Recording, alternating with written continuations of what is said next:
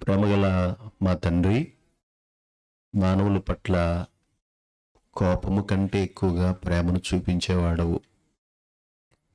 హద్దులు లేని, కాల పరిమితి లేని శాశ్వతమైన ప్రేమను చూపిస్తూ ఉన్నవాడవు. మనుషుల మార్పు కొరకు దినమెల్లా చేతులు చాపుతున్నవాడవు. మానవులు మిమ్ములను నిర్లక్ష్యం చేసిన ఆకాశము నుండి సూర్య చంద్ర నక్షత్రాదుల ద్వారా గాని, భూమి నుండి గాని ఏది ఇవ్వకుండా మీరు మానకుండా మనిషికి కావలసిన వాటిని మీరు అనుగ్రహిస్తూ వస్తున్నారు, కృప చూపుతూ ఉన్నారు. తండ్రి, నీ అత్యంత ప్రేమను మాకు ఎంత రుజువుపరిచారో, ఆ ప్రేమను రుచి చూచిన మేము, ఆ ప్రేమ చేత బలవంతపరచబడుతున్న మేము, ఆ ప్రేమను ఉప్పొంగుతున్న ఆ ప్రేమను ఇతరులకు పంచుటకు మరి ఈ కుటుంబం ద్వారా మీరు ఏర్పాటు చేసుకున్న కార్యక్రమంలో మీ పరిశుద్ధమైన మా చీకటి బ్రతుకులను వెలిగించే నీ వాక్కుల కొరకు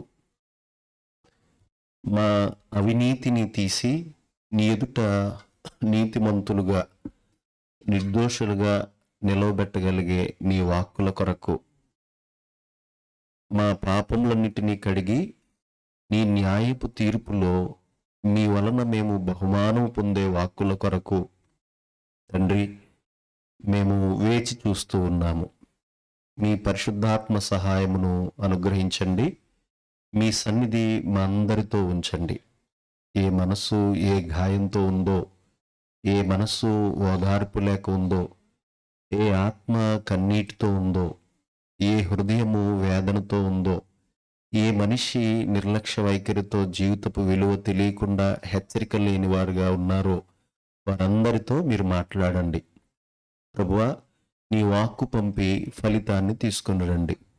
మానవులమైన మాకున్న మీ బాధ్యతను, మీ ప్రేమను, మీ త్యాగమును గ్రహించినట్లు మీ పరిశుద్ధాత్మ సహాయమును మాకు అందించమని కోరుతూ క్రీస్తు నామమున ఈ ప్రార్థన అడుగుచున్నాము తండ్రి, ఆమేన్.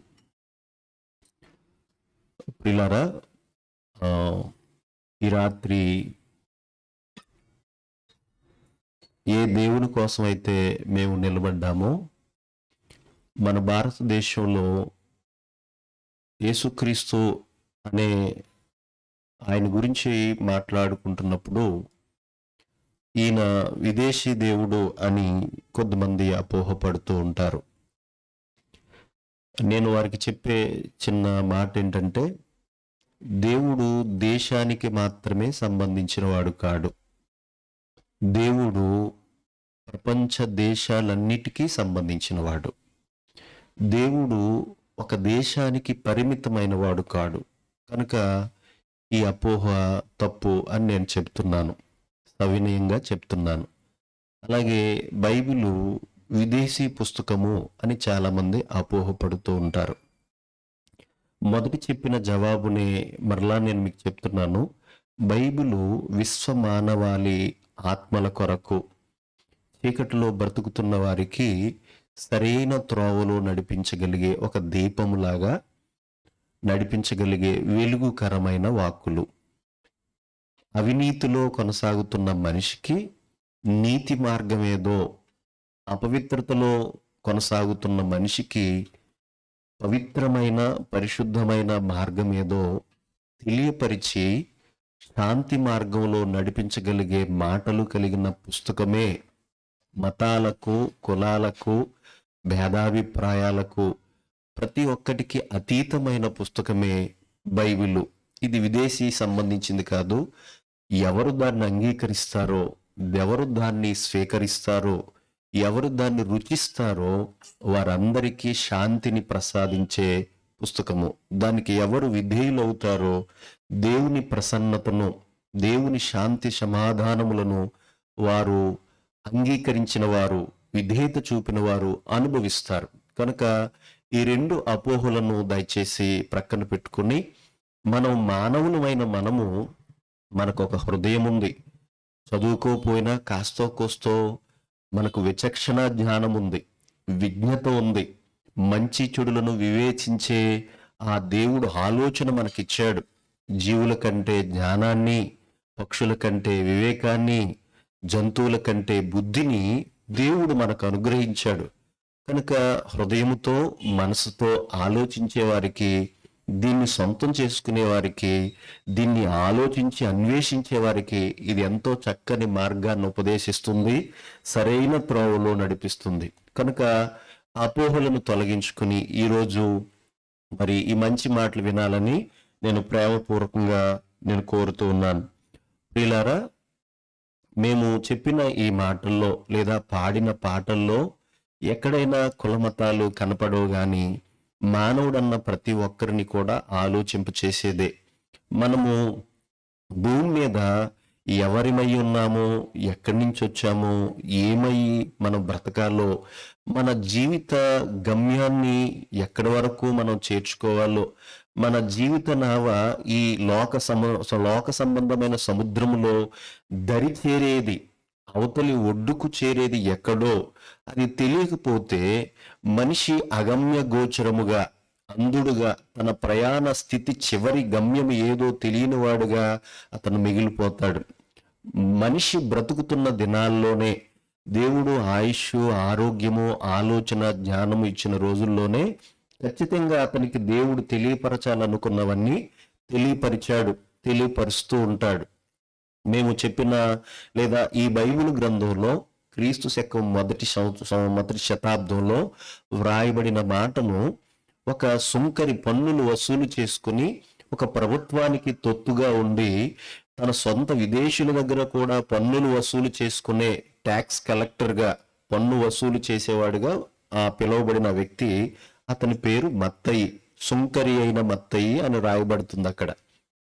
అయితే అతను మరి దాదాపుగా డబ్బు వ్యవహారాలు చక్కబెట్టేవాడు, లోక సంబంధమైన వాడు.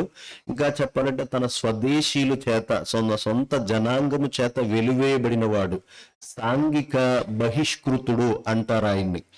అలాంటి అస్పృశ్యుడిగా పిలువబడుతూ అంటే ధనానికి దాసోహంగా ఉండి తన సొంత వారికి దగ్గర కూడా పన్నులు వసూలు చేసే వ్యక్తి గనక అతన్ని వెలివేసేవారుగా చూస్తూ ఉన్నారు. అలాంటి పరిస్థితుల్లో అతనికి దేవుని ప్రేమపూర్వక ఆహ్వానం అందింది. నువ్వు నాతో రా అని. ఈ ప్రపంచంలో పాపిని చూసి నవ్వేవాడైతే ఈ లోకంలో ప్రతి ఒక్కరూ పాపిని చూసి ఆ పాపితో పాపాన్ని అనుభవించాలని, పాపం చేత ప్రేరేపించబడి పాపాన్ని జుర్రుకునే ఈ మనుషుల మధ్య పాపము తనకు అంటకుండా, పాపలోకంలోనికి వచ్చి ఏ పాపము తనకు అంటకుండా పాపిని ప్రేమించి పాపిని ప్రేమతో ఆహ్వానించేవాడు ఆయన కంటబడ్డాడు, ఆయన ఆహ్వానించాడు. ఆయనే ప్రభువైన యేసుక్రీస్తు. ఆయన ఒక వ్యక్తికి సంబంధించిన వాడు కాడు అని ఎందుకు చెప్పేవంటే, చదువుకున్న మాటల్లోనే, రాయబడిన మాటల్లోనే, ఇదేదో కొత్తగా ఈరోజు రాసుకొచ్చిన మాటలు కాదండి. ఇది క్రీస్తు శకం మొదటి శతాబ్దంలో రాయబడిన మాటలు. అందులో ఆ మాట ఏంటంటే, ప్రయాసపడి భారము మోసికొనుచున్న సమస్త జనులారా అని అందరినీ ఆయన ఆహ్వానిస్తున్నాడు. ఆయన సమస్త జనులారా అంటే ఏ దేశంలో ఉన్నాడో ఆ దేశానికి సంబంధించి కాదు, ఏ జనాంగం ఉన్నారో ఆ జనాంగానికి సంబంధించిన వారు కాదు. ప్రయాసపడి భారం మోసుకునేవారు ఎవరైతే ఉన్నారో ఆ సమస్త జనాంగాన్ని ఆయన పిలిచాడు. ఎందుకు పిలిచాడు అని అంటే ఆ కింద జవాబు కూడా ఉంది. మీరు మోసుకొనుచున్నారు, సమస్త జనులారా మోసుకొనుచున్నారు, మీరు నా యొద్దకు రండి, నేను మీకు విశ్రాంతినిస్తాను. లోకంలో భారం మోసుకునే మనుషులు ఏ భారం మోయలేని వారైతే దేవుడు ఆయన నేను మోస్తాను, నా యొద్దకు రండి, నేను మీకు విశ్రాంతి ఇస్తానంటాడు. ఏ మనిషి అయినా ఎంత బరువు మోయగలడు? మనం మోసే బరువును లోక సంబంధమైన, భౌతిక సంబంధమైన వస్తువులు లేదా ఏదో వాహనాలు, ఏదైనా ఒక మిషనరీ అనుకుందాం, ఏది ఆలోచించినా మనిషి మోయలేనివి ఏమున్నాయి, మనుషులు దింపుకోవటానికి ఆయాసపడేవి ఏమున్నాయి అని అంటే బైబిల్ ఇలా చెబుతుంది. ప్రతి ఒక్కరు కూడా బైబిల్ వెలుగులో, బైబిల్ యొక్క ఆ స్కానింగ్ మిషన్లో ప్రతి మనిషి దగ్గరకు వచ్చి పెడితే ఇది లోకమంతా ఒప్పుకునేదే. మనుషులు మనం ప్రత్యక్షంగా కాకపోయినా మన హృదయాంతరంగాల్లో ఉన్నదే. పైకి మనం చెప్పుకోలేకపోయినా నేను కూడా ఇలాంటి వాడినే అని మనం చెప్పుకుంటాం. ఏంటో చెప్పమంటారా? నేను కూడా చెడ్డోన్నే, నేను కూడా పాపం చేసిన వాడినే, నేను కూడా దైవ వ్యతిరేకునే అని మనం ఆ విధంగా మనలో కూడా అభిప్రాయం కలిగి ఉండటానికి కారణం ఏంటంటే, మనం ఉదాహరణ చెప్తాను మీకు. మన చేతిలో, కాళ్ళల్లో, మన శరీరంలో ఏదైనా ప్రవేశించకూడని ఒక ముల్లో, ఒక ఇనుపుల్లో, ఒక తాడికి సంబంధించిందో ఏదైనా మనలో గుచ్చుకుంటున్నప్పుడు ఏ రోజు మనశ్శాంతిగా మనం ఉన్నాం. అది మనలో నుంచి తీయబడితేనే గాని మనం మనశ్శాంతిగా ఉండం. అది ఎంత నిజమో, అది తీసేస్తే ఎంత ప్రశాంతంగా ఉంటామో, అమ్మయ్య అని అనుకుంటామో. మనిషిని ప్రేరేపించి మనిషిని పాపిగా మలిచే పాపం అనేది ఉందే, ఆ పాపం అనేది మనిషి చేసిన తర్వాత అది గుండెల్లో కూర్చుని అతన్ని దాసునిగా చేసుకుని అతడు ఎప్పుడూ దింపుకోలేని బరువుగా, ఇంకా చెప్పాలంటే ప్రయాసపడేవాడుగా, ఆ భారం మోస్తూనే భారం దింపేవాడు లేక భారం దింపేవాడు కొరకు ఎదురు చూసేటట్టుగా ఆ భారాన్ని మోస్తున్న వ్యక్తి ఎప్పుడు ఈ భారం ఎవరు దింపుతారా అని ఆలోచిస్తారు. అందుకే ఈ భారము అనే దాన్ని మనం ఆలోచిస్తున్నప్పుడు ప్రియులారా, ఈ విధంగా నేను మీకు చెప్తాను. ఒకసారి బైబిల్ గ్రంథంలోనికి మనం వెళ్దాం. పాత నిబంధన గ్రంథం అని బైబిల్ చెప్పబడింది. ఇది క్రీస్తు పూర్వం 2000 సంవత్సరాల క్రితం వ్రాయబడిన చరిత్రది. ఈ మాట క్షమించి 4000 సంవత్సరాల క్రితం జరిగిన చరిత్రది.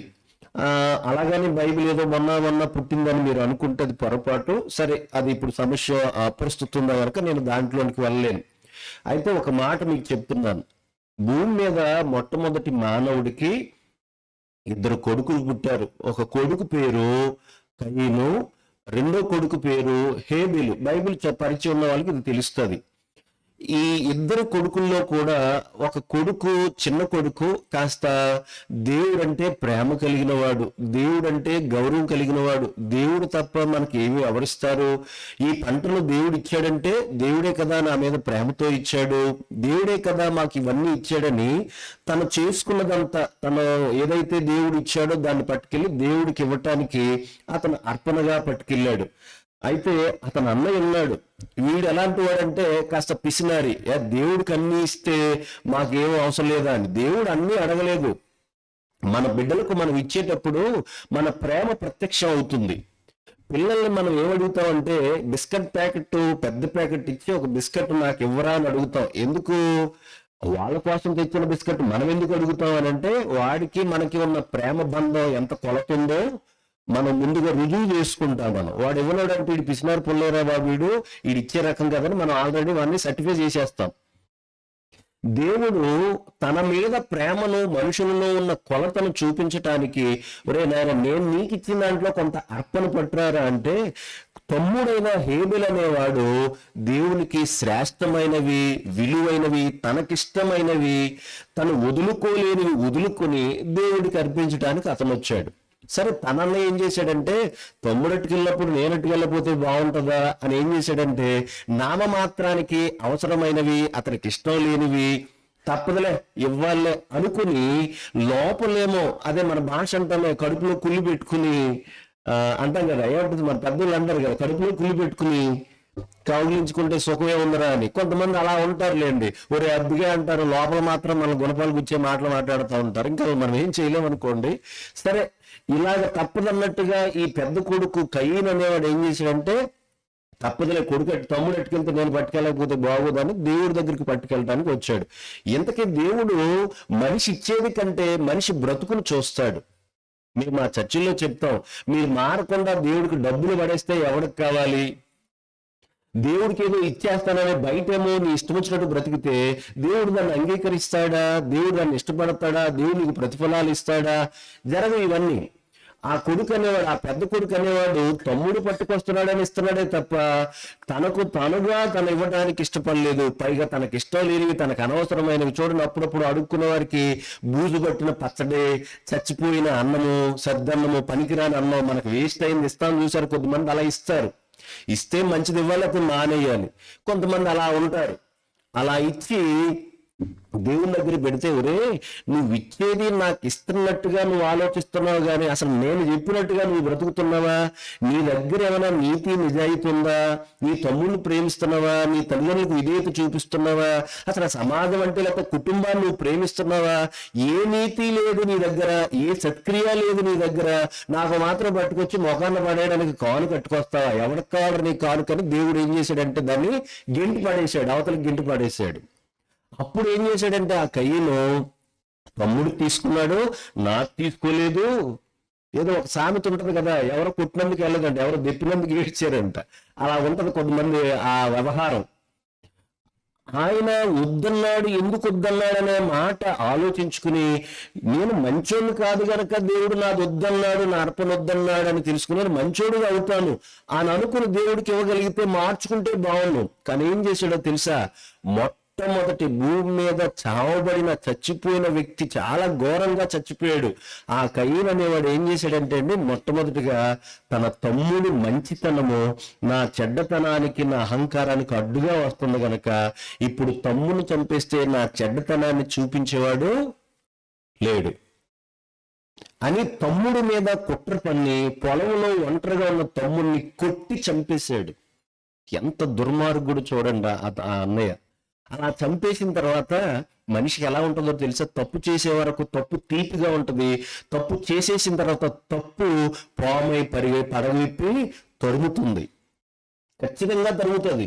మనిషి దొంగతనం చేసిన తర్వాత, దొంగతనం చేసే వరకు చేసేయాలి తెచ్చేయాలి అనుకుంటాడు. చేసిన తర్వాత ఎవడు పట్టుకుంటాడో, ఎవడు చూస్తాడో, ఎవడొస్తాడో ఏంటని ఆ తప్పు అతన్ని తరుముతూనే ఉంటది. అలాగే కయీను తన తమ్ముడిని చంపేసిన తర్వాత, తన చేతులు రక్తాన్ని అంటిన తర్వాత తను ఏం చేశాడో తెలుసా? నా తమ్ముడిని చంపేసి ఏంటి ఎలా అయిపోయిందని అనుకుంటూ తన మనసులోనేమో ఒక అహంకారం ఉంది, ఒక భయం ఉంది. దేవుడు వచ్చాడు, ఒరే తమ్ముడు, ఒరే కయ్యను నీ తమ్ముడు ఏడురా అని అంటే, నేను నా తమ్ముడికి ఏమన్నా వాచ్మెన్ అనుకున్నావా, కావలేవాడిని అనుకుంటున్నావా అని దేవుడి మీద కూడా తిరుగుబాటు చేసి మాట్లాడుతున్నాడు.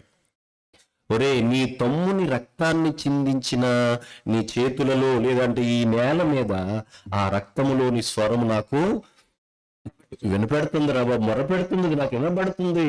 నువ్వు తప్పు చేశావు. నీ తమ్ముడు మంచోడైతే నీకు వచ్చిన అహంకారం ఏంటి? నువ్వు కూడా మంచోళ్ళగా ఉండు.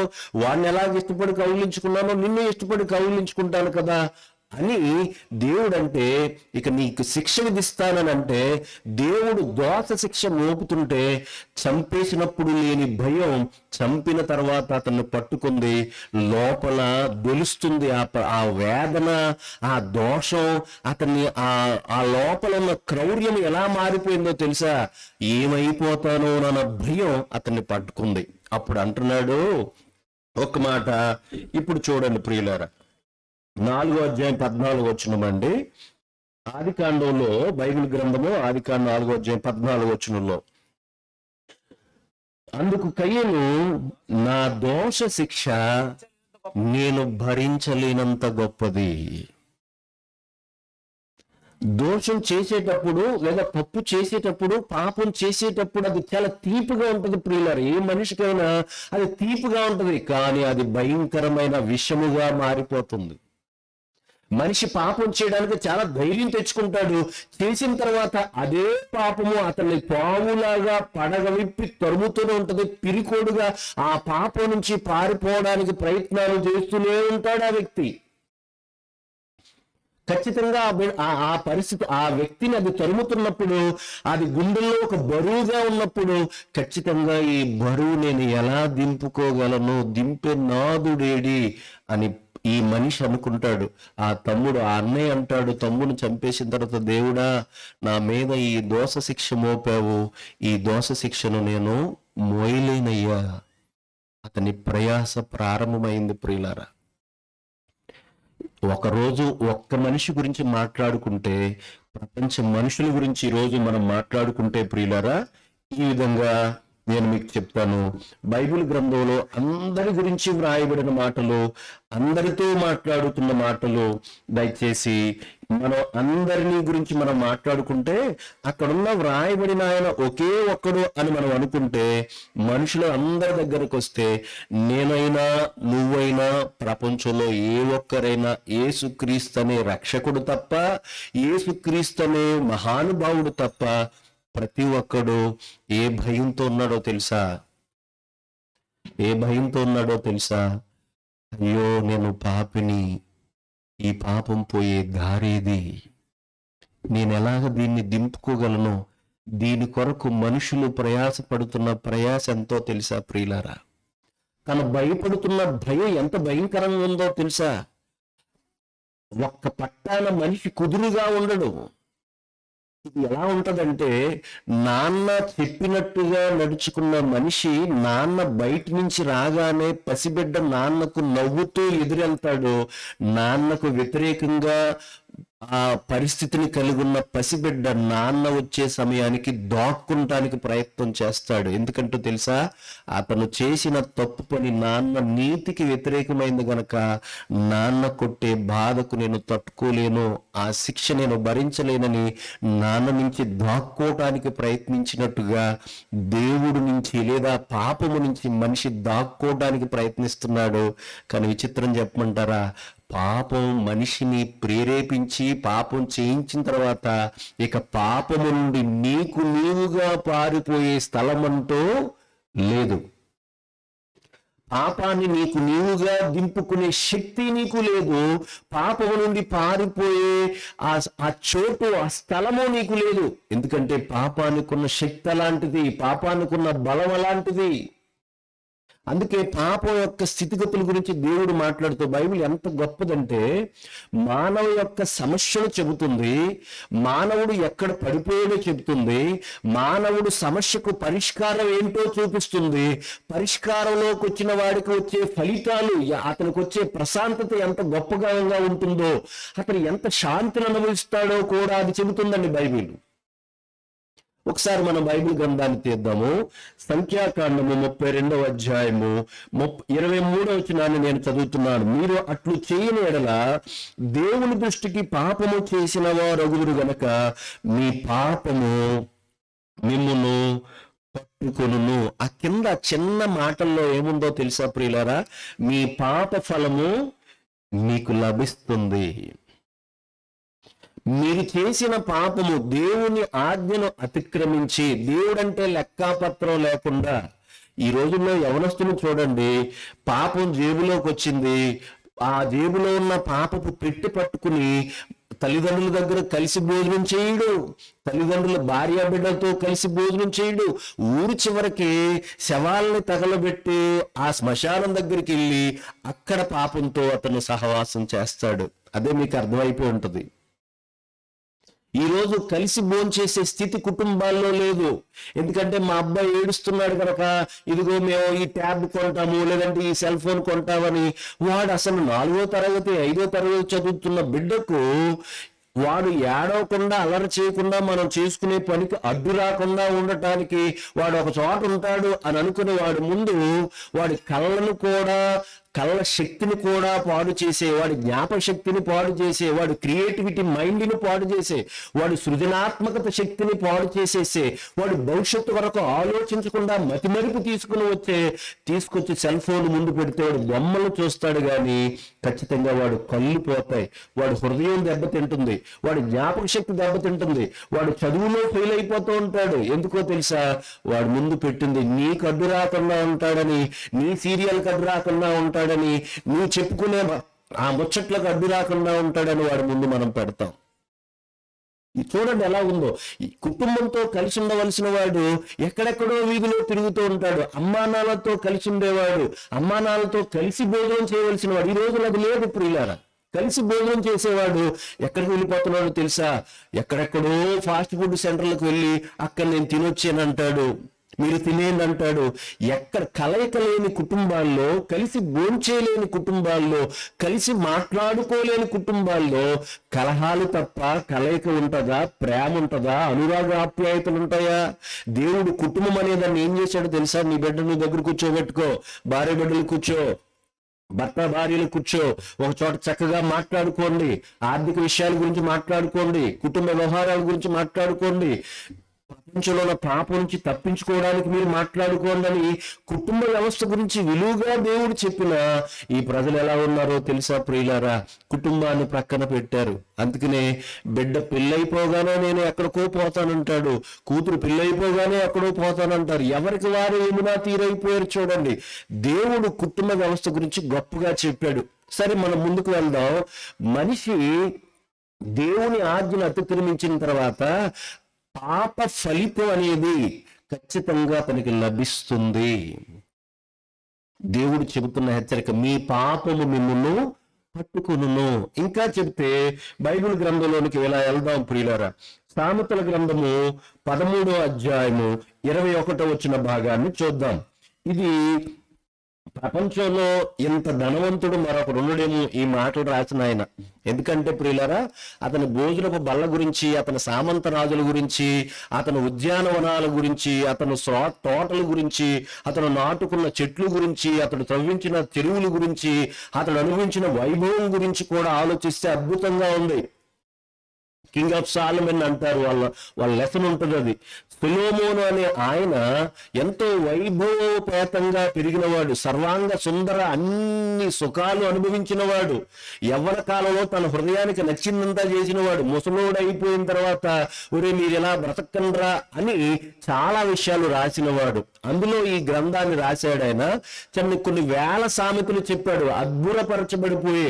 ఎక్కడో అరేబియా దేశములో దక్షిణ దేశపు రాణి అనే ఆవిడ వచ్చి అతని మాటలు చెవిని పడితే తన దేశంలో ఈ మాటలు ఏవో అద్భుతంగా ఉన్నాయి, కళ్ళారా నేను చూడాలి, చెవులారా నేను వినాలని ఆయన దాకా పరిగెట్టింది అనమాట ఆయన మాటలు వినాలని. కొన్ని వేల మైళ్ళ దూరం కలిగిన ఆమె ఒక దేశానికి రాని ఆ వ్యక్తి రాశాడనమాట ఇది సామెతల గ్రంథము 13:21.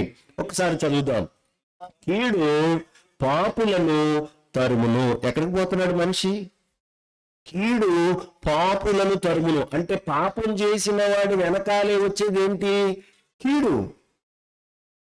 మనం అనుకుంటాం ఏ కీడు రాకుండా ఉండాలని. పాపం ఏదో మన కొబ్బరికాయ కట్టుకునే వాళ్ళు ఉంటారు. క్రైస్తవులు కూడా కొంచెం తెలివితేటలు అండి, రక్షరేకులు అక్కడెక్కడ స్వస్థశాలకు వెళ్ళి రక్షరేకులు కడతా ఉంటారు. ఎందుకంటే మా ఇంటికి ఏ కీడు తగలకూడదానికి. మరి ఇది విచిత్రం ఏంటో అర్థం కాదు. ఇంట్లో ప్రార్థన చేయరు కానీ బయట మాత్రం రక్షణకు సిలువు గుర్తు పడేస్తూ ఉంటారు. ఇలాగ నీ నీతి లేని నీవు, దేవుని నీతి లేని నీవు మన సిలువు గుర్తు ముందు పెడితే ఎవరికి ఉపయోగం? శ్మశానాల్లో కూడా ఉంటాయి సిలువులు. ఉపయోగం ఏమని చెప్పండి? పాపం చేసిన ప్రతి మనిషికి పాప ఫలంలో ఆ కీడు తన వెనకాలే పరిగెట్టుకుని వస్తుంది, అతన్ని తరుముతుంది. ఎక్కడికి పారిపోగలం అతనికి? ఆ తమ్ముడిని చంపేసిన అన్నయ్య కయ్యను అంటాడు, నా దోష శిక్ష నేను భరించలేను, నేను మోయలేను, నా వల్ల కాదనేసాడు. ఆ రోజు నుంచి ఈ రోజు వరకు, లేదా ఈ మాటలు చదువుతున్న క్రీస్తు పూర్వం 900 సంవత్సరాల క్రితం రాయబడిన మాట ఆ సామెతల గ్రంథంలో, అప్పటి వరకు కూడా ఆయన మాట్లాడుతున్నాడు, ఒరే కీడు ఖచ్చితంగా పాపులను తరుముతుంది, వదలదది. ఇంకా మనం మొదటి శతాబ్దంలోకి, ఈ రోజు మనం 21వ శతాబ్దంలో ఉన్నాము. మొదటి శతాబ్దంలోకి వెళ్తే భయంకరంగా మతోన్మాదిగా యేసు అనే పేరెత్తే వాడిని చంపేసి వాళ్ళ రక్తం చూడాలి, కత్తిపాలు చేయాలి, స్త్రీలు పిల్లలు పెద్దోళ్ళు మగోళ్ళు ముసలోళ్ళని తేడకుండా కాళ్ళు పుచ్చుకుని గల్లా పుచ్చుకుని జుట్టు పట్టుకుని తీసుకుని వెళ్ళి జైల్లో వేసేయాలి, చంపేయాలనుకున్న కత్తి కట్టిన ఒక యువనాయకుడైన మతోన్మాది తర్వాత అతను ప్రభువుని తెలుసుకున్న తర్వాత, యేసు ప్రభువుని తెలుసుకున్న తర్వాత అతనికి ఒక మాట అర్థమైంది. అతను అంటాడు, ఒరే నాయనా నాలాగా మీరు బ్రతకండి. పాపం చేసిన ప్రతి వాడు ఏదో ఒక రోజున మనం మరణిస్తాం కదా, మరణిస్తే ఏమీ లేదని అనుకుంటాం, మరణించిన తర్వాత నీకు జరిగేది ఏంటో చెబుతాను అని తన ఉత్తరాన్ని ఒక భక్తుడికి రాశాడు, తన దగ్గర పెరిగిన ఒక వ్యక్తికి రాశాడు. అక్కడ కూడా ఒకసారి మనం చూద్దాం. తిమోతికి రాసిన మొదటి పత్రిక 5వ అధ్యాయము 14వ భాగం. బైబిల్ గ్రంథంలో తిమోతి అనే ఒక పుస్తకం ఉందండి. ఆ పుస్తకంలో ఈ భక్తుడు కరుడు కట్టిన మతోన్మాదిగా బ్రతికిన ఆయన తర్వాత కరుణామూర్తిగా మారిపోయాడు. ఇంత పాపినైనా నీవు నన్ను కూడా ప్రేమించావో ప్రభు అంటే, అవునరా నేను ప్రేమిస్తాను, నిన్ను క్షమిస్తానంటే ఆ ప్రేమకు తన్మయమైపోయి ఇంతకంటే ధన్యత నాకేముంది, మేడలు మిగులుంటే సంతోషంగా ఉంటానా, నా పాప భారం తీయబడితేనే కదా నాకు సంతోషం అనుకుని ఆ తేలిక ధనాన్ని అనుభవించిన వాడు, ఆ ప్రశాంతతను అనుభవించిన వాడు ఇదిగో పాపం చేసేవారి గురించి ఒక మాట రాసి పడేశాడు మన కొరకు. చూడండి 5వ అధ్యాయము 24 వచనాన్ని చదువుతున్నాను. కొందరి పాపములు తేటగా బయలుపడి అంటే అది చాలా మనం కొంతమందిని చూస్తాం కదా, వాళ్ళ ముఖం తేటగా చూసామనుకోండి ఏదో కనబడుతుంది మనకి. ఇప్పుడు నాలా కలజోలు లేదనుకోండి, మీ మొక్కలు సరిగ్గా నాకు కలబడవు, తేటగా లేదు. ఇప్పుడు కలవ పెట్టుకున్నాను మీ మొక్కలన్నీ కనబడతాయి, నాకు తేటగా కనబడతాయి. కొందరి పాపములట చూడండి తేటగా బయటపడుతున్నాయి. మనం అనుకుంటాం మరుగైపోయినాయి ఎవరికీ తెలియదు అని మనం అనుకుంటాం. బైబిల్ గ్రంథంలో కొంతమంది ఆ చరిత్ర రాయబడింది. చరిత్రలో జరిగిన సంఘటనలు మీరు క్రీస్తు శకం క్రీస్తు పూర్వం సంఘటనలు మనం చూస్తే వారు ఎవరికీ తెలియదు అనుకున్న దాన్ని దేవుడు బయట పెట్టేశాడు. కొంతమంది యుద్ధానికి వెళ్ళారు, కొంచెం ఆగుదాం. కొంతమంది యుద్ధానికి వెళ్ళిన తర్వాత అక్కడున్న ఆ శపితమైన దానిలో ఎవరు మీరు దాచుకోవద్దు తెచ్చుకోవద్దు అని అంటే అందరూ కూడా కత్తులు తీసుకుని యుద్ధాలు చేస్తున్నారు, యుద్ధంలో ఉన్నారు. ఆ కొంతమంది ఒకడు ఏం చేశాడంటే, ఆడి పేరు ఆకాను, వాడి ఇల్లు ఏం చేశాడంటే ఒక ఇంట్లో జరబడ్డాడు. అక్కడ శపితమైన దాన్ని తీసుకొచ్చి దేవుడికి వ్యతిరేకంగా ఉన్న వాళ్ళు శిక్షించాలి, అది దేవుని తీర్పది. వాడు ఆ ఇంట్లోకి వెళ్ళిన తర్వాత అతనికి ఏం కనబడిందో తెలుసా? ఒక బంగారు ముద్ద కనబడింది, ఒక వెండి మొక్క కనబడింది, ఒక మంచి వస్త్రం కనబడింది. మన భాషలో చెప్పాలంటే రంగురంగుల దుబాయ్ వస్త్రం అనుకున్నాం, మనకు చూడగానే కళ్ళు పచ్చబడిపోతాయి. ఆ వస్త్రం కనబడింది, వెండి కమ్మి కనబడింది, బంగారం ముక్క కనబడింది. అందరూనేమో యుద్ధంలో భయంకరంగా వాళ్ళు ప్రాణాలు కాపాడుకుంటూ ఒక ప్రక్క దేవుడి మీద ఆధారపడుతూ యుద్ధం చేస్తుంటే, యుద్ధం సంగతి తర్వాత సంగతి మనకు భోగం కావాలి కదని ఎవరికీ తెలియకుండా ఈ వస్త్రము వెండి బంగారం తీసుకుని ఇంటికి వచ్చిన తర్వాత అందరితో పాటు వెళ్ళిపోదాం అని అనుకుని ఇంట్లోకి వచ్చిన తర్వాత ఇలాంటి గుడారంలో ఉన్న ఆ గుడారంలో మట్టి తీసి కప్పెట్టేశాడు. కప్పెట్టిన తర్వాత అందరూ కూడా అపజయం పాలవడం ప్రారంభించారు. వీళ్ళు అంతకుముందు అందరినీ జయించిన వాళ్ళు ఓడిపోతున్నారు. ఏంటి ఓడిపోతున్నారని అందరూ ఏడుస్తూ కూర్చుంటే దేవుడు అంటాడు, మీలో నాకు పాపం కనపడిందరో నేను చెప్పిన మాట మీరు వినలేదురా అంటే, ఎవరయ్యా పాపం చేశారంటే పట్టుకోండి అంటే ఆకాన్ అనేవాడిని దేవుడు బయట పెట్టేశాడు. ఆకానా నువ్వు ఏం చేశారు అసలు దేవుడికి వ్యతిరేకంగా అంటే, వాడు అంటాడు నేను బంగారం వెండి తీసుకున్నాను, బట్టలు తీసుకున్నాను అంటే, ఎక్కడ దాచిపెట్టావురా అని అడిగారు. అప్పుడు నా డేరాలో గొయ్యి తీసి కప్పెట్టాను. తన భార్య ప్రోత్సహించింది, తన పిల్లలు ప్రోత్సహించారు, దాసే ఎవరో చాలా మంచి పని చేశారు, అందరూ అర్థం చేసి వచ్చారు, కానీ నువ్వు మాత్రం మంచి పని చేసావు, మళ్ళా దొరుకుతుందో ఇలాంటి ఛాన్స్, కప్పెట్టి తర్వాత బయటికి తీద్దాంలే. కొంతమంది ఏమనుకోకుండా భర్తలకు తెలియకుండా భర్తల డబ్బులు భార్యలు భూమిలో కప్పెట్టేసి డబ్బాలో పెట్టి కప్పెట్టేసి తర్వాత కొంతకాలానికి చెప్తారు, ఆయన మర్చిపోతాడు బాబు. ఉన్నారు అలాంటి వాళ్ళు. ఎక్కడికి పోతుంది అది? బైబిల్ అలా హెచ్చరిస్తుంది. ఏ తరానికైనా భవిష్యత్తు హెచ్చరికది. రహస్యమైనది ఏది బయటపడకుండా ఉండదు, బయలుపరచబడనవి తేటపరచబడకుండా ఉండవు, బయటపడతాయి ఖచ్చితంగా అవన్నీ. దేవుడు ఆ వ్యక్తిని అలా బయట పెట్టేశాడు, ఎవరికీ తెలియదు, ఆ వ్యక్తికి మాత్రమే తెలుసు. కానీ దేవుడు బయట పెట్టాడు, తేటగా బయట పెట్టాడు.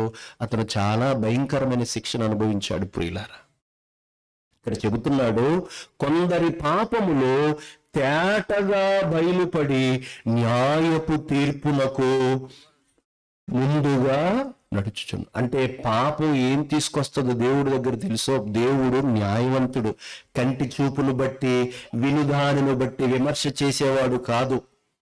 అబద్ధ సాక్ష్యాలను నమ్మి కోర్టులోనైనా కల్లుబుళ్ళు కబుళ్ళు సాక్ష్యాలు చెప్పి దొంగ సాక్ష్యాలు చెప్పి కేసులు ఫిరాయించేసేయచ్చు, ఏదైనా చేయొచ్చు. దేవుని న్యాయపీఠం ఎలా ఉంటుందో తెలుసా ప్రియులారా? నీ పాపము తేటగా చూపిస్తుంది. ఇక నువ్వు సిగ్గుపడి తల వంచుకోవాలి తప్ప నీ నుంచి సమాధానం చెప్పుకోవటానికి ఏమీ ఉండదు. తేటగా బయలుపడుతుంది ఆ పాపం. ఇంకా చెప్పాడు కింద చూడండి, మరికొందరి పాపములు వారి వెంటే వెళ్ళుచున్నవి. ఎక్కడ పారిపోగలడు మనిషి? ఎక్కడ పాపం నుంచి దాక్కోగలడు? ఎక్కడ ఈ పాప భారాన్ని దింపుకోగలడు ఈ వ్యక్తి? పాపం పోవాలనే కదండి దాన ధర్మాలు పుట్టుకొచ్చాయి, పాపం పోవాలి కదండి దానాలు పుట్టుకొచ్చాయి, పాపం పోవాలని కదా ఏదో పుణ్యం కోసం వెతుకున్నాడు. ఆ పాపం పోతే బాగున్నా, పాపం పోతే బాగున్నా. ఏ మనిషికి, ఏ వ్యక్తికైనా ఈ భయం ఖచ్చితంగా ఉంటుంది, ఉండి తీరుతుంది. ఎందుకంటే ప్రతి మనిషి పాపం చేశాడు గనక, పాపానికి దాసుడు గనక, పాపంలో కొట్టుకుపోతున్నాడు గనక, అయ్యా నా పాపం, నా పాపం, నా పాపం. అయితే పాప ఫలం ఎలా ఉంటుందో తెలుసా? నేను సమస్య చెబుతున్నాను కానీ పరిష్కారం కూడా చెప్తాను బైబిల్ గ్రంథాన్ని బట్టి. సమస్య, మనిషి పాపం చేస్తున్నాడు. దేవుడు ఎలాంటాడో తెలుసా ప్రియులరా? పాపము అంటనివాడు, పాపము చూడలేనివాడు, పాపాన్ని ఊహల్లో కూడా రానివ్వనివాడు, పాపాన్ని అసలు కోరుకోనివాడు, పాపిని చూస్తే ఆయన పాపిని కౌగిలించుకోలేనివాడు, పాపిని ఏమాత్రం చూసి ఆయన పట్టుకోలేనివాడు.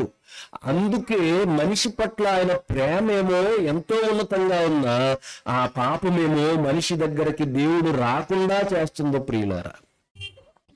పాపానికి ఉన్న పరిస్థితి ఎలాంటిది? ఈ రోజుల్లో మనుషులు పాపం గురించి మాట్లాడాలనుకోండి, వాళ్ళకి ఇష్టం ఉండదు. అసలు సమస్య అది, అసలు ఇబ్బందే అది, అసలు దేవుడి దగ్గరికి వెళ్ళే మార్గానికి అడ్డు చేసేది అది, దేవుడికి మన కేకలు వినబడకుండా అడ్డు చేసేదే ఆ దోషము, ఆ పాపము.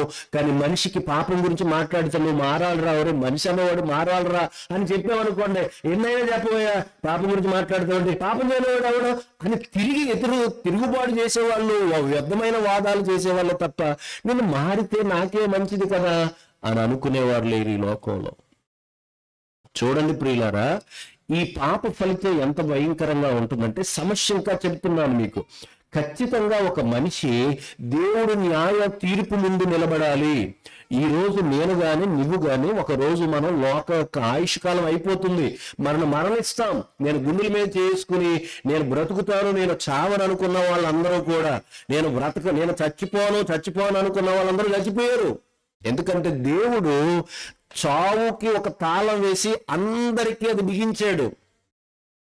ఆయుష్ కాల పరిమితిని పెట్టి, వయః పరిమితిని పెట్టి, ఒరే ఈ సంవత్సరాలు నువ్వు చచ్చిపోతావు, అది నేను ఆ గ్రంథంలో రాసుకున్నాను రా, దాన్ని నిన్ను తప్పించేవాడు ఇక్కడ ఎవడు లేడు. గప్పాలు కొట్టుకొని, గాంభీర్యాన్ని ప్రదర్శించని, ఆయుష్కాలం ఇంతకాలం బ్రతుకుతానని చెప్పుకొని అందరూ పాపం వాళ్ళు విడిచి వెళ్ళిపోయారు. వాళ్ళు చెప్పుకున్న కథలన్నీ, వాళ్ళు మాట్లాడుకున్న పొగడతలన్నీ పాపం మాయైపోయాయి, పొగలాగా ఆవిరిలాగా అయిపోయాయి. కనుక ఎవరు నిలబడరు. కానీ సమస్య ఏంటో చెప్పమంటారా? చావు సమస్య కాదు, చనిపోవడం అనేది సమస్య కాదు. మన ఇంటికా నుంచి వచ్చిన మన ఇంటికి వెళ్ళాలి, అది సమస్య కాదు. కానీ ఇంటికి తిరిగి వెళ్ళే వ్యక్తి ఇంటి నుంచి వచ్చినప్పుడు ఎలా ఉన్నాడు, ఇంటికి తిరిగి వెళ్ళేటప్పుడు కూడా అలాగే ఉండాలి. ఇదే సమస్య, ఇక్కడే సమస్య ఉంది. దేవుడు చెబుతున్నాడు, ఒరే నీ పాపానికి వచ్చే పరిస్థితి, నీవు న్యాయపీఠం ముందు నిలబడేటప్పుడు నీకొచ్చే ఫలితం భయంకరమైంది ఏంటో తెలుసా? ఆ సమస్యను మరి ఇంకొంచెం ముందుకు వెళ్దాం. పాపపు ముగింపు ఆయన న్యాయపు తీర్పు ముందు నిలబడేటప్పుడు ఎలా ఉందో చూస్తే, ఒక్కసారి బైబిల్ గ్రంథంలో రోమీలకు రాసిన పత్రిక అనే ఒక పుస్తకం ఉంది. 6వ అధ్యాయంలో ఆ చాప్టర్ చూడండి, ఆ వచన భాగాన్ని చూడండి. 6వ అధ్యాయము 23వ వచన భాగం. 6వ అధ్యాయము 23వ వచన భాగం. ప్రియులారా, ఏలయనగా పాపము వల్ల వచ్చు జీతము మరణము.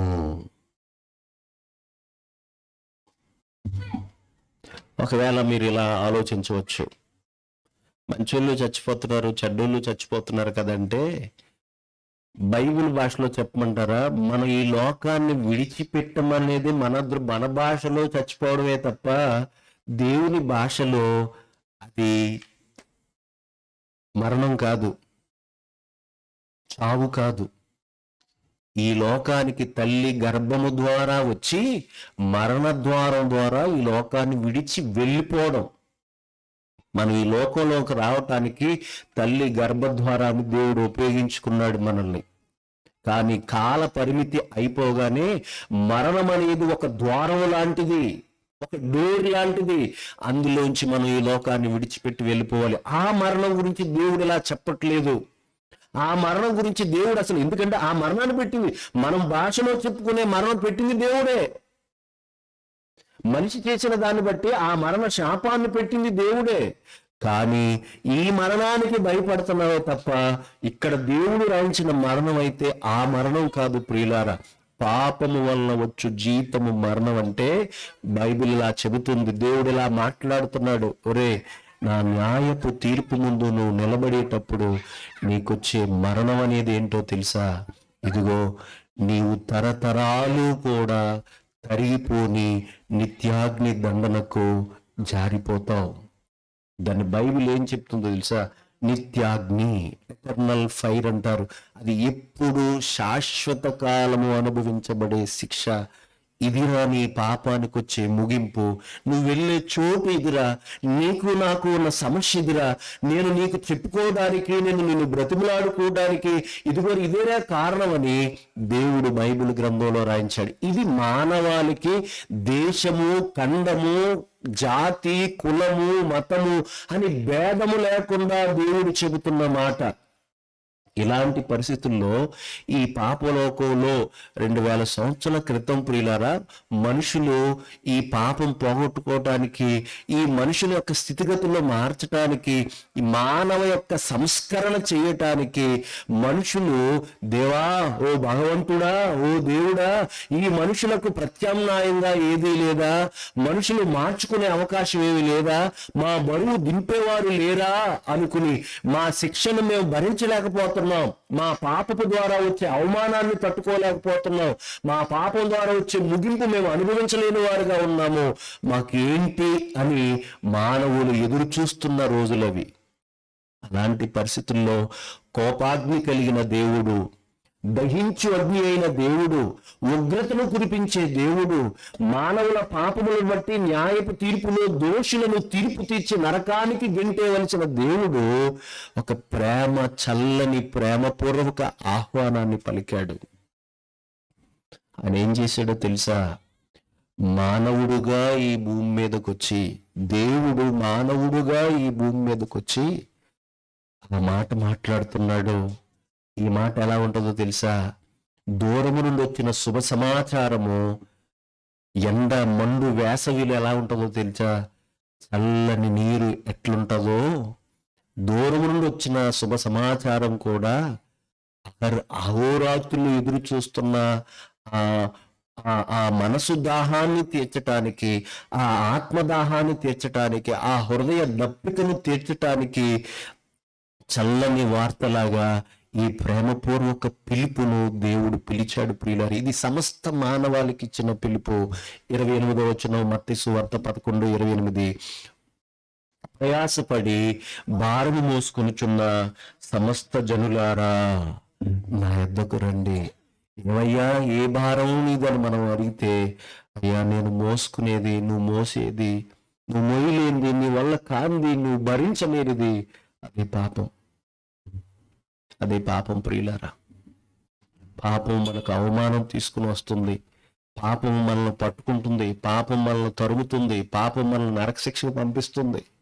ఇన్ని భయంకరమైన దుష్ఫలితాలు, ముగింపు దేవుని దగ్గరకు వెళ్ళలేని స్థితి అడ్డుకదే నిలుస్తుంది. మానవుడు ఎన్నో కేకలు పెడుతున్నాడు, ఓ భగవంతుడా అని కేకలు పెడుతున్నాడు. కానీ తన పాపం ఆ దేవుని దగ్గరకు మన కేక వెళ్లకుండా అదే అడ్డు చేస్తుంది ప్రియులారా.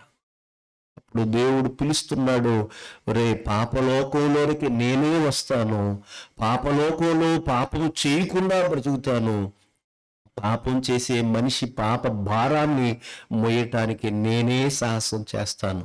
అందుకే నీ పాప భారం నువ్వు మోయలేవు, నా పాప భారం నేను మోయలేను. ఎవరి పాప భారాన్ని వారు మోయలేరు. ఎవరు మోయగలరో తెలుసా? పాపముపై ఎదిరించిన వాడు, పాపము చెయ్యని వాడు, పాపాన్ని అంటకుండా బ్రతికినవాడు, ఆయనే ఈ పిలుపును పిలిచిన ప్రభు అయిన యేసుక్రీస్తు. భారము మోసుకొనుచున్న సమస్త జనులారా నా యొద్దకు రండి, నేను మీకు విశ్రాంతినిస్తాను. ఏ విశ్రాంతి కోసం మనిషి తహతహలాడుతున్నాడో, మానవుడు అనుకుంటాడు, ఎంత పిచ్చోడంటే మనిషి ఎప్పుడు కూడా నేల మీదే చూపు, ఎంతసేపు మట్టి మీదే ఆలోచనలు. ఈ బంగారం సంపాదించుకోవాలి, ఈ ఆస్తులు సంపాదించుకోవాలి, వ్యాపారం సంపాదించుకోవాలి, డబ్బు బాగా కూడబెట్టుకోవాలి. నిజం చెప్పండి, ఇక్కడ ఉన్న వాళ్ళు కానీ ప్రపంచంలో కానీ ఎక్కడ యాపిల్ కంపెనీ యజమాని కూడా ఏమన్నాడో తెలుసా? డబ్బు డబ్బు అన్నాను, పదవి పదవి అన్నాను, తెలివితేటలు అన్నాను, కానీ నాకు సరైన మనశ్శాంతి ఇచ్చింది ఏది లేదు. ఇది ఏదో కొత్త మాట కాదు.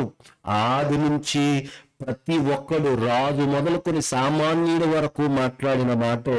ఆ పాట ప్రతి మనిషి పాడుతూ ఉండే పాటే అది. తన వల్ల కాదు. మీరు డబ్బు డబ్బు డబ్బు అనుకుని కలల్లో కూడా మీరు డబ్బు కోసం ఆలోచిస్తుంటే సంపాదించుకోండి, కానీ మీకు ప్రశాంతత, శాంతి అనేది రాదని మాత్రం నేను చెప్తున్నాను ఖచ్చితంగా. నీ వల్ల కాదు. ఎందుకంటే నువ్వు చేసిన పాపం నిన్ను తరుముతూ ఉంటే, ఆ పాపపు ముళ్ళ నిన్ను గుచ్చుతూ ఉంటే ఎప్పుడు నువ్వు శాంతిగా ఉండగలవు? పోనీ బంధువులలో శాంతి ఉందా అంటే నీ దగ్గర బెల్లం ఉంటే గాని వాళ్ళు రారు. పోనీ అమ్మా నాన్న అందామా, వారి పాపమే వారు మోసుకోలేరు, నీ పాపాన్ని వాళ్ళు మోయలేరు. పాపము చెయ్యని వాడు, పాపము అంటని వాడు, పాపము ఇష్టపడని వాడు, పాపిని ప్రేమిస్తూ పాపము కొరకు పాటుపడేవాడు, పాపము లేకుండా పాపము కొరకు పాపము లేకుండా పాటుపడేవాడు మాత్రమే నీ పాప భారాన్ని మోయగలడు. ఆయన శక్తిమంతుడు. ఇలా ఉంది ఈ మాట, నా యొద్దకు రండి, మీ మీద నా కాడు ఎత్తుకోండి, మీ ప్రాణములకు విశ్రాంతినిస్తానని ఏ ప్రేమ పూర్వక ఆహ్వానం ఇచ్చాడో ఆయన తన బ్రతుకున్న దినాల్లో ఇలా పిలిచాడు. చాలా మంది ఆయన బ్రతుకున్న రోజులు ఈ భూమి మీద మనలాగా శరీరధారి ఉన్న దినాల్లో చాలా మంది ఈయన మీద పాపం ఏదన్నా రుద్దుదామా, ఈయన ఎక్కడ దొరుకుతాడో, ఈయనలో మచ్చేదో వెతుకుదామో, ఈయన మీద ఏదో కుళ్ళేదో బయట పెడదామని అనుకుని చాలా ప్రయత్నాలు చేసి ఫెయిల్ అయిపోయారు పాపం. సాధారణంగా పోలీసులు వాళ్ళు రాజకీయ నాయకులు కానీ ప్రజలు కానీ సాధారణంగా గౌరవించరండి. ఎందుకంటే వాళ్ళు పడి అబద్ధాలు మోసాలు విని చెప్పి వాళ్ళు విసిగిపోతారు. ఒక రోజు వచ్చి ఆయన్ని పట్టుకురండిరా అని పోలీసులు పంపారు కొంతమంది మతాధిపంతులు. వాళ్ళు వచ్చి ఇలాగ మీటింగ్ లో కూర్చుని వాళ్ళందరూ అలా కూర్చుని విన్న తర్వాత ఎవరు పంపారు వాళ్ళ దగ్గరికి వెళ్ళిపోయిన తర్వాత ఆయన పట్టరమ్మంటే పట్టరాలేదరా మీరు అని అడిగితే, ఓరు బాబు మీరు పట్టరమ్మని పంపారు కానీ ఆయన చెప్పిన మాటలు, ఆయన మాట్లాడిన మాటలు ఎవడో కూడా మాట్లాడలేదు. అసలు ఆ మనుషుడు మాట్లాడినట్టు ఎవరు మాట్లాడలేదంటే వాళ్ళు అంటారు మీరు కూడా మోసపోయారా అంటారు వాళ్ళు. అంటే ఆయన మాటలు మాట్లాడితే అందులో కపటము గాని, కల్మషం గాని, కుల తారతమ్యాలతో కూడిన మాటలు గాని, ఒక మనిషికి జాతికి సంబంధించింది గాని లేదు. ఒకవేళ కులానికి మతానికి సంబంధించిన వాడైతే ఆయన దేవుడు అనిపించుకోవడానికి అర్హుడు కాదు, పూజార్హుడు కాదు, ఆయన స్తుతింపదగిన వాడు కాదు. మనుషులలో ఎన్నో రకాల భేదాలు, రంగులను బట్టి భేదాలు, కులాలను బట్టి భేదాలు, ఆస్తులు బట్టి భేదాలు, ప్రాంతాలను బట్టి భేదాలు. మనుషులు ఒకవేళ సరిహద్దులు మేరలు ఏర్పరచుకున్నారు, గీతలు గీసుకున్నారు, కానీ దేవుడు సర్వ మానవాళిని ఒకే రకంగా ప్రేమిస్తున్నాడు. దానికి ఎన్నో రుజువులు చూపించాడు మానవాళికి. సూర్యుని చూడండిరా, మంచివారి మీద చెడ్డవారి మీద ఉదయిస్తాడు. వర్షాన్ని చూడండిరా, నీతిమంతుల మీద అవినీతిమంతుల మీద అది కురుస్తుందిరా. నేలను చూడండిరా, పక్షులను చూడండిరా, వృక్షాలను చూడండిరా.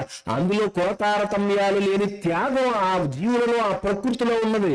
వాటిని కలిగించిన నాలో, ఆ సృష్టి క్రమాన్ని పెట్టిన నాలో ఎవరి మీద ఎక్కువ ప్రేమ, ఎవరి మీద తక్కువ ప్రేమ ఉంటుంది ఆలోచించండి మీరు. అడుగుతున్నాడు సృష్టికర్త. అందుకే ఆయన ఎంతవరకు సాహసాన్ని చేశాడో తెలుసా? ఆయన పుట్టకము యేసుక్రీస్తు ఈ భూమి మీదకు రాకమునుపు, క్రీస్తు పూర్వం కొన్ని వేల సంవత్సరాల క్రితం ఈ మహానుభావుడు పుడతాడు, అందరి కొరకు తన మాటలు చెబుతాడు. పుట్టి నుంచి చనిపోయే వరకు ఆయన ఏం చేస్తాడో, ఏం మాట్లాడతాడో, ఎంత త్యాగానికి ఒడిగడతాడో, ఆయన గురించి రాయబడినవన్నీ నెరవేర్చుకుంటూ వచ్చి ఆయన ఈ విధంగా మాట్లాడాడు. అనేకుల పాపము కొరకు నేను చనిపోబోతున్నాను అని ఈ విధంగా రాయించాడు. ఇది నేను చెప్పి ఒక అద్భుతమైన సంఘటన మీకు చెప్తాను, చాలా ఆశ్చర్యపోతారు కూడా మీరు.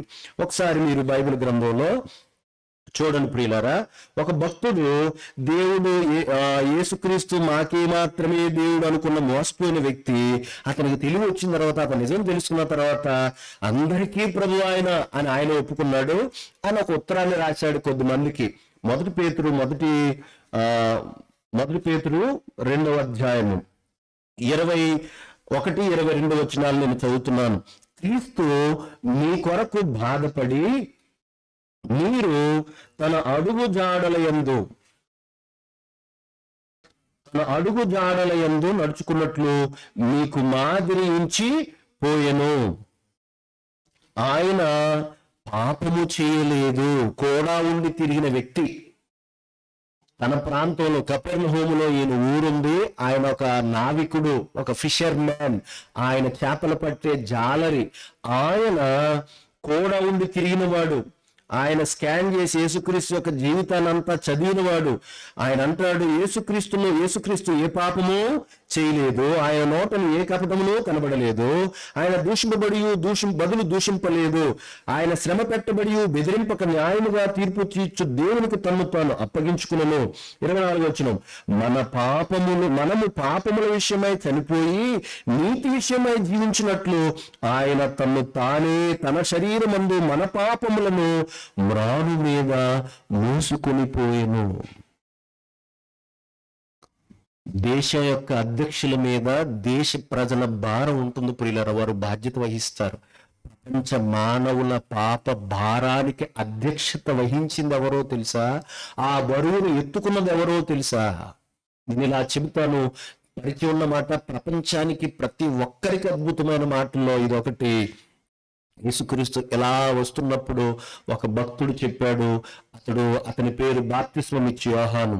1:29 యోహాను సువార్త 1:29 ఈ మాట ఉంది, ఇదిగో ఇతడు లోక పాపమును మోసుకుని పోయే గొర్రెపిల్ల. మన భారతీయ భాషలో యజ్ఞ పశువు అంటారు ప్రియులారా ఆయన్ని. మన భారతదేశంలో మన భారత పూర్వీకులు కూడా యజ్ఞము చేయబడాలి అనేది ఎక్కువ చెబుతున్నమాట. నిజమది.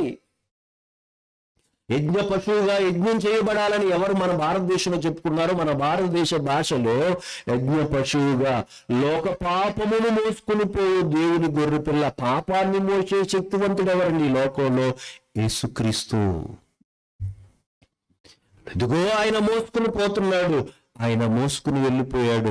అందుకే ఎవరు మోయగలరో వారి మీద నీ పాపాన్ని మోపగలిగితే ఆ పాప భారం నీకు తేలికైపోతుంది. కొంతమంది ఏం చేస్తారో తెలుసా? వారి పాపాలను వాళ్ళే పోగొట్టుకోవడానికి ప్రయత్నం చేస్తారు. పాపం వాళ్ళ వల్ల కాదు, చాలా ప్రయత్నాలు చేస్తూ ఉంటారండి మనుషులు. కానీ నీ వల్ల కాదండి ప్రియులారా, నీ వల్ల కాదు. ఖచ్చితంగా దాని శిక్ష అమలవుతుంది. అయితే దేవుడు చెబుతున్నాడు సమస్య చెప్పాను, పరిష్కారం చెబుతున్నాను. నేనే ఈ లోకానికి వచ్చి నేను పాపం చేయకుండా, మానవులుగా మీరు ఎలాంటి బలహీనతలు కలిగిన శరీరం ఉన్నదో అలాంటి శరీరంతో నేను వస్తాను. ఆ శరీరంతో పాపం చేయకుండా బ్రతుకుతాను. అదే శరీరం మీద మీ పాపములను నేను మోస్తాను.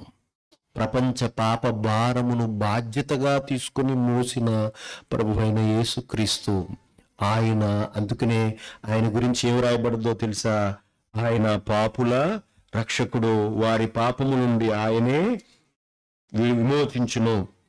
ఇంకా మీకు ఒక మాట చెప్పి నేను ముగిస్తాను ప్రియులారా. ఒక అద్భుతమైన విషయాన్ని చెప్తాను. నేను రాసుకున్నవి కొన్ని ఉన్నా కానీ ఒక విషయాన్ని చెప్తాను. చాలా మంది సమాజంలో, అంటే ఇప్పుడున్న ప్రజెంట్, అంటే కొంతమంది పాపం అమాయకంగా మూర్ఖంగా ఎలా ఆలోచిస్తున్నారో చెప్పి నేను ఆ మాట చెప్పి ముగిస్తాను. సిలువ మీద ఆయన వేలాడుతున్నప్పుడు ఈ శరీరం అంతా భయంకరంగా అయిపోయింది ప్రియులారా. ఎలా అయిపోయిందంటే, రోమా ప్రభుత్వపు యొక్క కొరడా శిక్ష ఎలా ఉంటాయంటే, సీసపు బిల్లలు ఉంటాయి, ఇలా పంజాలాగా ఉంటుంది అది. ఈ ప్రతి దానికి కూడా ఈ చివరిలో సీసపు గుళ్ళు లాంటివి ఉంటాయి, అవి పంజాలా ఉంటాయి. దానితో ఆ పంజాలు ఒక్కసారి లాగితే అది ఎలా ఉంటుందో తెలుసా? ఒక చెట్టుకి మనం గట్టిగా నొక్కి లాగితే ఎలా ఉంటుందో అంత విపరీతంగా దాన్ని మనం ఏమనొచ్చు అంటే, మీరు ఎప్పుడైనా, ఇప్పుడైతే మనకు ట్రాక్టర్లు వచ్చాయి, కానీ పూర్వము నాగలిని దున్నుతారు, కింద మునుకోల కర్ర అంటారు, తెలుసు కదా మీకు. అది చొచ్చుకుంటూ వెళ్తున్నప్పుడు అది గాడి కింద పడిపోతుంది అనమాట. అది బోధిలా తయారవుతుంది, చొచ్చుకుని గుల్ల చేస్తుంది, అది భూమిని చీల్చుకుంటూ వెళ్తుంది. అది అలా చీల్చుకుంటూ వెళితే ఎలాగ గుంట పడుతూ గుల్ల చేస్తూ వెళ్తుందో, రోమా సైనికులు కొట్టే కొరడా దెబ్బలకు ఒక పంజాలాగా ఆయన శరీరం మీద విసిరి కొడితే ఈ శరీరము ముక్కు ముక్కలుగా ఇలా మాంస ముద్దలుగా విడిపోతుందన్నమాట. ఇలా ఎన్నో దెబ్బలు కొట్టారు ఆయన. ఎలాగుంటుందో మీరు ఆలోచించవచ్చు. బైబిల్ ఎలా చెబుతుంది. మనం ఎప్పుడైనా నెత్తి మీద దెబ్బ తగిలిందనుకోండి, రక్తం ఇలా కారుతుంది అనుకోండి, ఒక చెంపను కారుతుంది అనుకోండి, మనం ఏం ఆలోచిస్తామో తెలుసా? ముఖం అంతే రక్తం అండి, అసలు చూడలేకపోయామండి ఆ ముఖాన్ని అంటాం. బైబిల్ గ్రంథంలో ఆయన శరీరము సరిచి నుంచి పాదం వరకు ఎలా ఉందో తెలుసా? చూడనొల్లని వాడుగా అయిపోయాడు. ఇది చెబుతుంది బైబిల్. ఆయన చూడనొల్లని వాడంటే చూస్తే మన వల్ల కాదు, అలాంటి ఆకారం అయిపోయింది, రక్త ముద్దలా మారిపోయింది. చాలా మంది కాండ్రగించి ఆయన ముఖం మీద ఉమ్ములేసేశారు. ఎక్కడెక్కడ జరిగిందో తెలుసా? ఇది 3 చోట్ల జరిగింది. ఆ రోజుల్లో ప్రధాన యాజకుడు అనేవాడు అన్నయ్య అని ఒకడు ఉన్నాడు, వాడు అల్లుడు కయ్యప అనేవాడు ఉన్నాడు. మరల అక్కడి నుంచి ఫిలాతు మందిరానికి అక్కడున్న రాజ దర్బారు రాజమందిరానికి నేరారోపణ చేయడానికి తీసుకుని వెళ్ళారు. ఆ పరిస్థితి ఎలా ఉంటుందో తెలుసా? ఈ రాత్రి తీసుకెళ్లిన తర్వాత అక్కడ కొట్టిన తర్వాత అందరూ కూడా కాండ్రగించి ఉమ్మూశారు. ఆ ఉమ్ము వేసేటప్పుడు ఆయన ముఖం దాచుకోలేదు, ఆ మౌనంగా ఉండిపోయాడు. అక్కడి నుంచి మరలా సన్హెడ్రిన్ మహాసభని 70 మంది పెద్దలు ఉంటారు, వాళ్ళ మతానికి అది సుప్రీంకోర్టు లాంటిది. అక్కడ తీసుకుని వెళ్ళి వాళ్ళు కూడా కొట్టారు, వాళ్ళు హింసించారు, వాళ్ళు ఉమ్ములేశారు. ఎన్ని ఉమ్ములు ఉంటాయో ముఖం మీద మీరు చూడవచ్చు.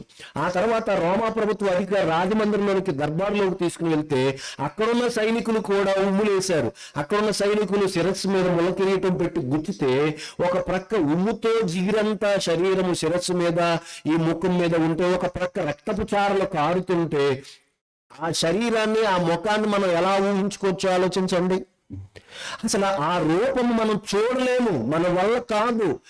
కాస్తో కోస్తో మంచి మనసున్నవాడు ముఖం తిరిగి పడిపోయేంత ప్రమాదంగా ఆయన ముఖ వికారం అయిపోయింది. అలాంటి పరిస్థితిని మనిషిని బట్టి బరువైన సిలువను తీసుకుని యెరూషలేము వీధుల్లో తిప్పుతూ, అక్కడ కపాలం అనే స్థలం, ఒక చిన్న పర్వతం, అది ఆ పర్వతం మీద ఎక్కించాలండి. అలా ఎక్కించుకుంటూ తన సిలువ మీద చచ్చిపోయేవాడు తన సిలువను తానే మోసుకుని వెళ్ళాలి. ఆ సిలువ, ఆ బరువైన సిలువ మోపుతుంటే ఆయన తీసుకుని వెళ్ళిన తర్వాత ఆ కుడి వైపున ఒకడు, ఎడవైపున ఒకడు దొంగలు కూడా సిలువ వేశారు. అలా సిలువ వేసిన తర్వాత కిందన్న వాళ్ళు ఏం చేస్తారో తెలుసా? మీరు చూడండి, ఆ మాట చదువుతాను, ఆ మాట చెప్పి నేను ముగిస్తాను ప్రియులారా. ఒకసారి లూకా సువార్తలో ఈ సందర్భం ఉంది ప్రియులారా. వారు కిందన్న దొంగలు 23వ అధ్యాయం తీయండి. లూకా సువార్త 23వ అధ్యాయం. బైబిల్ గ్రంథంలో ఇతడు ఒక డాక్టర్, ఈ పుస్తకాన్ని రాసిన ఒక డాక్టర్, ఒక గ్రీకు సంబంధించిన వ్యక్తి. ఇతను సత్యాన్ని తెలుసుకున్న ఒక అధికారికి, చరిత్ర ప్రకారంగా ఒక అధికారికి రాసిన మాట ఇది, ఈ పుస్తకం అంతా. ఇతను రాసిన ఈ మాటల్లో పైన అక్కడ పక్కన జరుగుతున్న వాతావరణాన్ని త్వరగా చదువుతాను ప్రియులారా. చూడండి, 23 నుంచి 33 నుంచి చదువుతున్నాను. వారు కపాలమడమడిన స్థలమునకు వచ్చినప్పుడు అక్కడ కుడివైపున ఒకరిని, ఎడమవైపున ఒకరిని, ఆ నేరస్తులను ఆయనతో కూడా సిలువేసిరి. యేసు, తండ్రి, వీరేమి చేయుచున్నారు? కిందన్న వారిని బట్టి ఆయన మాట్లాడుతున్నాడు. వీరేమి చేయుచున్నారో వీరు ఎరుగు గనక వీరిని క్షమించుమని చెప్పెను. వారు ఆయన వస్త్రములను పంచుకుంటూ చిట్లు వేసిరి. ప్రజలు నిలవబడి చూచుతుండిరి. అధికారులు అంటున్నారు, వీడు ఇతరులు రక్షించాడు, వీడు దేవుడు ఏర్పరచుకున్న క్రీస్తు అయిన ఎడల తను తాను రక్షించుకుని అపహాస్యం చేసిరి. అంతటా సైనికులు ఆయన వద్దకు వచ్చి ఆయనకు చిరకనిచ్చి, నీవు యూదుల రాజు అయితే నీవు రక్షించుకుని అని ఆయనను అపహసించిరి. చూడండి ఎలా ఉందో. ఇతడు యూదుల రాజని పై విలాసము కూడా ఆయనకు పైగా వ్రాయబడెను. వేలాడవేయబడిన ఆ నేరస్తున్న ఒకడు ఆయన దూషించుచు, ఒరే బాబు, నువ్వు క్రీస్తు కదా, నిన్ను నువ్వు రక్షించుకుని మమ్మల్ని కూడా రక్షించమని చెప్పాను. అయితే రెండో వాడు ఆయన ఏమన్నాడో తెలుసా? వాడిని పక్క వాడిని గద్దించి, నీవు అదే శిక్షా విధిలో ఉన్నావు గనక నీవు దేవునికి భయపడవా? మనకైతే ఇది న్యాయమే, మనము చేసిన వాటికి తగిన ఫలం పొందుతున్నాము గాని మన మధ్యలో సిలువ వేయబడిన ఈయనైతే ఏ తప్పిదమో చేయలేదని చెప్పాను. ఆయనను చూచి ఆ దొంగ అంటాడు, పక్క దొంగని గద్దించిన దొంగ అంటాడు, యేసు, ఈ మాట మీరు బాగా క్యాచ్ చేసి పట్టుకోవాలి. యేసు, నీవు నీ రాజ్యములోనికి వచ్చినప్పుడు నన్ను జ్ఞాపకం చేసుకున్నామని అనెను. మీకు ఏమన్నా ఆశ్చర్యం అవుతుందో లేదో, కొన్ని గంటల్లో చచ్చిపోయేవాడు, తనతో పాటు కొన్ని గంటల్లో చచ్చిపోయేవాడు ఆయన రాజ్యంతో రావడం ఏంటి? ఈ దొంగను ఆయనను జ్ఞాపం చేసుకుని ఆ రాజ్యములోనికి ఈ దొంగను తీసుకుని వెళ్ళడం ఏంటి? ఎవరు ఊహించినంత విధంగా భవిష్యత్తు దూరంగా ఆలోచించిన వాడు ఈ దొంగ. లోకలు అనుకుంటారు ఆయన చనిపోయిన వాడు, చేతకాని వాళ్ళగా చనిపోయిన వాడు ఇతరులే రక్షిస్తాడు అని పాపం కారు కోతలు కూసేవాళ్ళు చాలా మంది ఉన్నారు.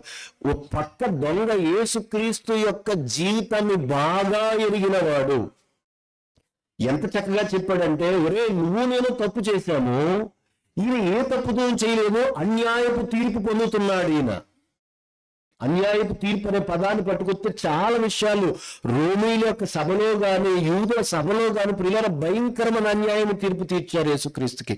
ఆయన మౌనంగా ఎందుకున్నాడో తెలుసా? మనందరి పాప భారాన్ని మోసే పనిలో ఆయన ఉన్నాడు. చచ్చిపోయేవాడు ఆయన తిరిగి రావటం ఏంటి, ఈ దొంగను జ్ఞాపకం చేసుకోవడం ఏంటి?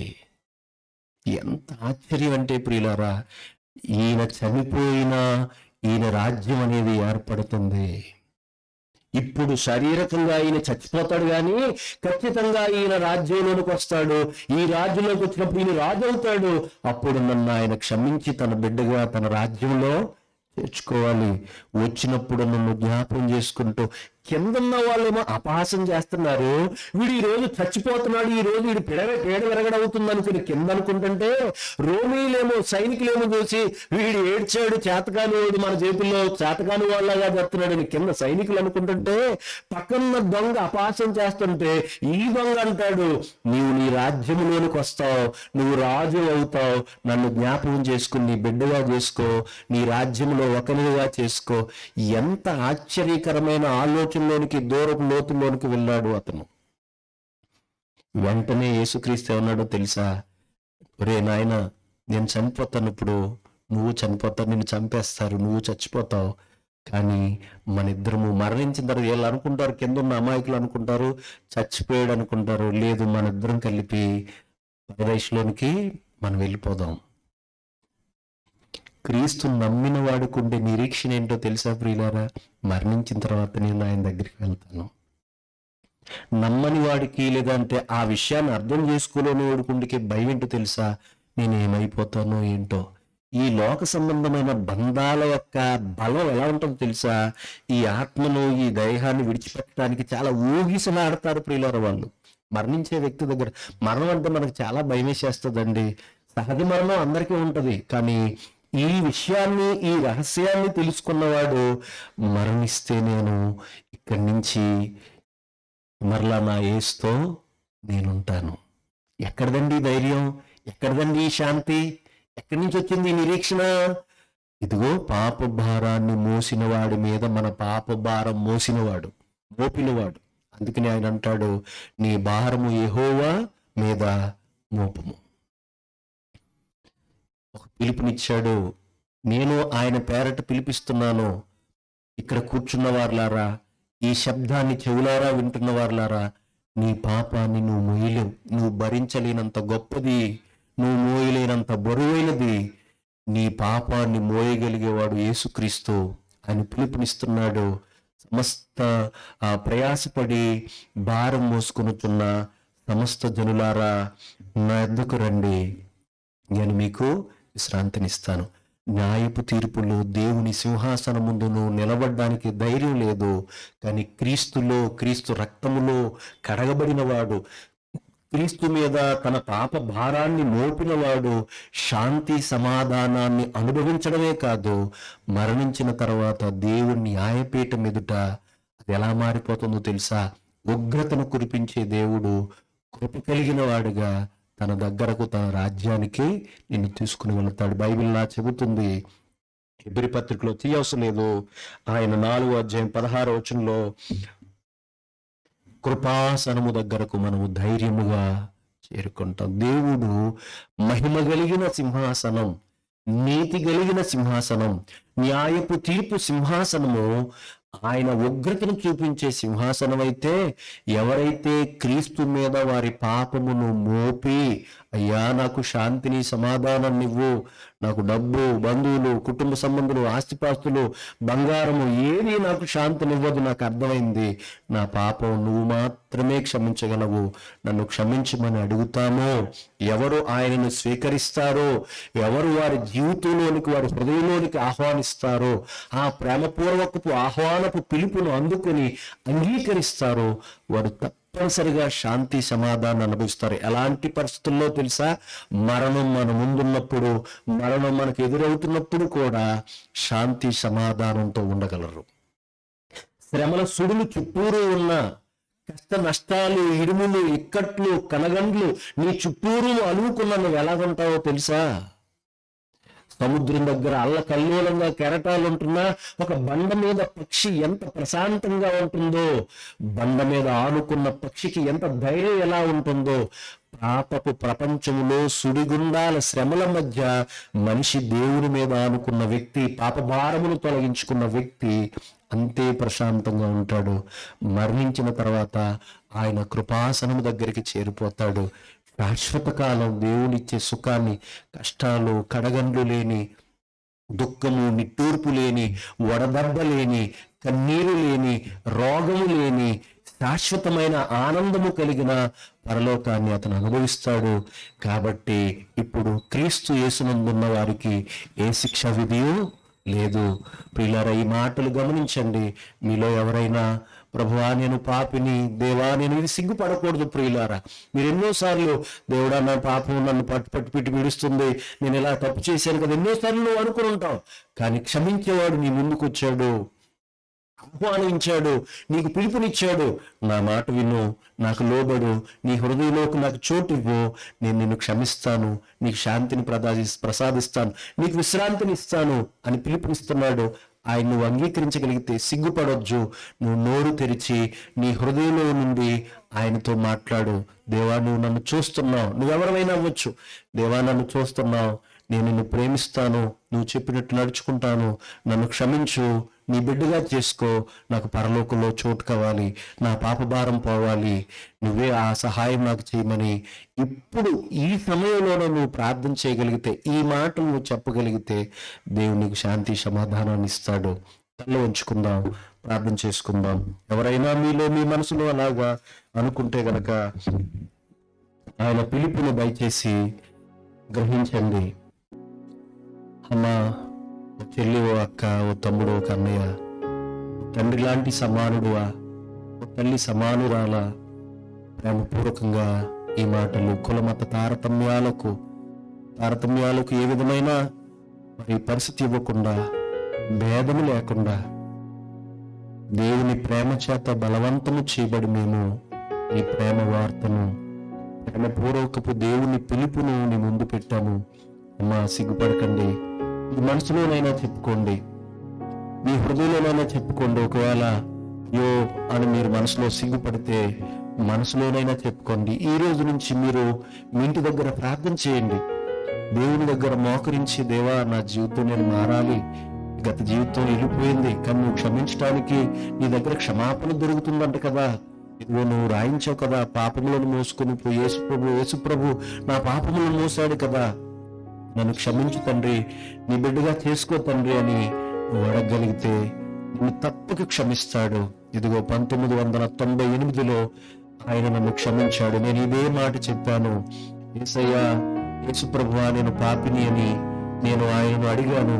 1998లో ఇదే నెలల్లో నేను ఆయన అడిగాను. ఆయన నన్ను క్షమించాడు, ఆయన ప్రేమతో నన్ను నింపాడు, ఆయన శాంతిని అనుగ్రహించాడు.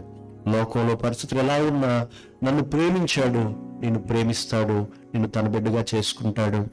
ఈ రాత్రి ఆయన్ని హృదయంలో ఆహ్వానించు. ప్రేమ కలిగిన తండ్రి, దయగలిగిన మా ప్రభువా, ఈ రాత్రి మేమందరము ఈ ప్రశాంతకరమైన వాతావరణంలో ఈ వాడకట్టును ప్రేమించి మరి కేపా లక్ష్మి గారు ఏర్పాటు చేసుకున్న ఈ కార్యక్రమంలో భాగంగా ఇదిగో ఆ బిడ్డకిచ్చిన పాప క్షమాపణను బట్టి, ఆ బిడ్డకిచ్చిన గొప్ప రక్షణను బట్టి, ఆ బిడ్డకిచ్చిన భాగ్యాన్ని బట్టి మిమ్మల్ని స్తుతిస్తూ వారు నిన్ను మహిమపరచాలని, వారి కొరకు మేము ప్రార్థించాలని, వారి ద్వారా ఈ మాటలు చెప్పాలని, ఈ వాడకట్టుకి శుభం కలగాలని, ప్రేమ తెలియపరచబడాలని ఈ మాటలు వినిపించడం జరిగింది. ప్రభువా, మరి ఎత్తుబడిన ఈ మాటలు దుష్టుడు ఎత్తుకుని పోకుండా ఏ హృదయము నిన్ను చేర్చుకోవడానికి ఇష్టపడుతుందో ఈ రాత్రి, ఏ హృదయము తన పాప భారాన్ని నీ మీద మోపాలని, క్షమించబడాలని తహతహలాడుతుందో, దాహంతో ఎదురు చూస్తుందో, ఆ హృదయాన్ని మీరు చూస్తున్నారు. మీరు ఎవరు నా దగ్గరకు వచ్చినా, నా యొద్దకు వచ్చిన వాడు నేను ఎంత మాత్రమును తోసివేయనని వాగ్దానం ఇచ్చిన తండ్రి, నీ యొద్ద క్షమాపణ దొరుకునని మాకు వాగ్దానం ఇచ్చిన తండ్రి, ఎవరు ఆయన స్వరక్షను అంగీకరిస్తారో ఆయనకు వారికి రక్షకుడవుతాడని వాగ్దానం ఇచ్చిన తండ్రి, నీకు వందనాలు.